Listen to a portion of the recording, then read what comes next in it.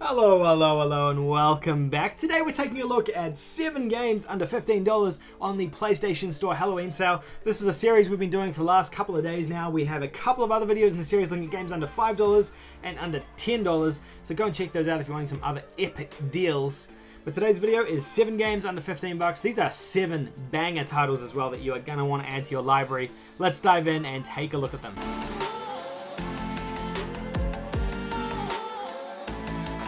If you're a new viewer of the channel, please consider hitting that subscribe button down below. We're working towards a 10,000 subscriber community goal on the channel. If we hit that, we are giving away a PlayStation 5. So make sure you subscribe so you can help us out with that community goal and get us that PS5. Today we're looking at 7 games under $15 on the PlayStation Store Halloween sale.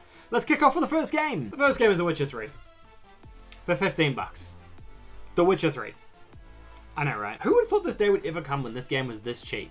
The Witcher 3 goes without saying. This is a must buy, and for this price this is just amazing. A open world fantasy game with literally hundreds and hundreds and hundreds of hours of story quests, side quests, things to collect, things to do. One of the best games that launched on the last generation, definitely in the top games that launched on the PlayStation 4 generation, and if you haven't checked this out, it's absolutely the time. The fantastic thing about this specifically is that CD Projekt Red have said there's a free upgrade. For anyone who buys the game or owns the game on PlayStation 4, you'll get a free upgrade to the PS5 version, which means if you buy this now for 15 bucks, you're going to have it on PS5 when it comes out there as a free upgrade, so you'll be able to play it enhanced and upgraded on PlayStation 5. So this might even be worth buying and banking for a little bit until you get to that point. I'm not even going to go into what The Witcher is, because I think at this point we all kind of know. The gameplay's playing anyway, so I think you get a pretty decent idea of what this game is. If you like third-person fantasy games, if you like any sort of Western fantasy games, this is for you. I'm sure you've probably played it by now or heard of it, because it's one of the most popular games on the console, but hey, if you haven't,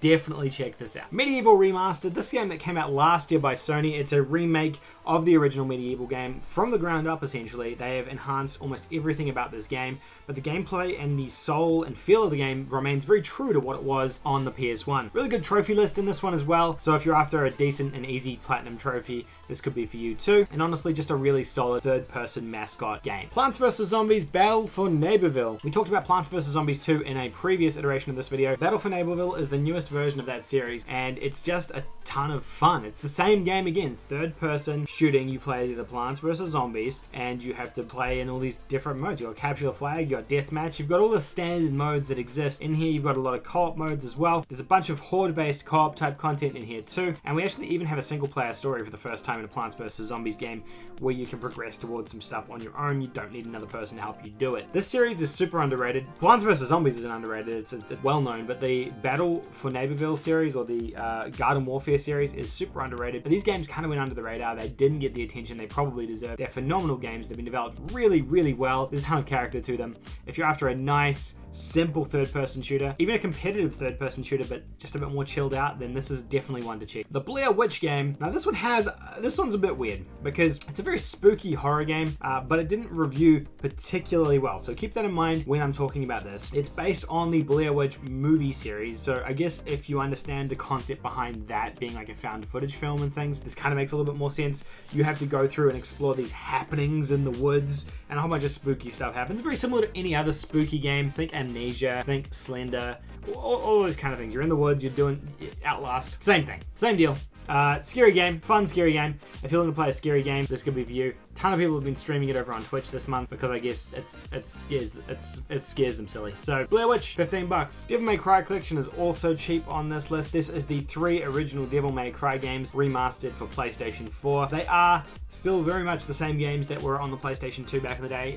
Third-person, stylish hack and slash games. They are dated because they were developed a long time ago, but if you love Devil May Cry, go back and check those out. 15 bucks for 3 games with 3 separate platinum trophies. I mean, come on guys, it's pretty good. Devil May Cry 2 is a bit rough, but 1 and 3 are fantastic games still. Well worth checking out if you're into hack and slash third-person games. Watch Dogs 1 and 2 is also $15 for the bundle. Now yesterday we had a look at Watch Dogs 2, that was $10 by itself. For another $5, you can pick up Watch Dogs 1 as well and get both of those games. With Legion just around the corner, it could be worth your time checking out these 2 games in preparation for the next game in the series. But for 15 bucks, you're getting 2 games out of this deal, which means 2 additional platinum trophies as well. Both pretty reasonably easy platinum trophies, just slightly time consuming. Watch Dogs again as a third-person open world adventure game, I would say. You play as Well, each of them has a different protagonist, but you're basically trying to take down this group of hackers or the government. You're a group of hackers trying to take down the government in kind of both of these games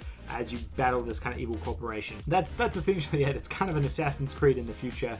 I talked about it a little bit on yesterday's video as well, so if you want more information about that, go and check it out over there. Last game on the list is Generation Zero. Now, this is another kind of iffy one, but for $15, it's kind of worthwhile. I played through this game co-op with a friend, and we had a ton of fun with it, but the game is rough. It's a first-person open-world game. You play in, I think it's Norway, and it's very weird and eerie and silent. It's kind of like, it plays like those survival games without the survival elements, but it does feel like those survival games. The entire world has been overrun by these robots who have taken over and killed everything. There's no NPCs or people in the game. You just fight robots in the game, and it's weird. The whole world is empty, or the whole game world is empty except for robots, and it just feels very awkward, except for your teammates or your other players who you can play with in co-op. With teammates, this game is fun. By yourself, I think this would get a bit tedious and boring, but for 15 bucks, if you and your mate want to jump in and play, mess around with some robots and stuff like that, it could be worth your time. And there you go, that is 7 games. That's actually more than 7 games, because some of these had 2 games in them, so technically that's like 10 games for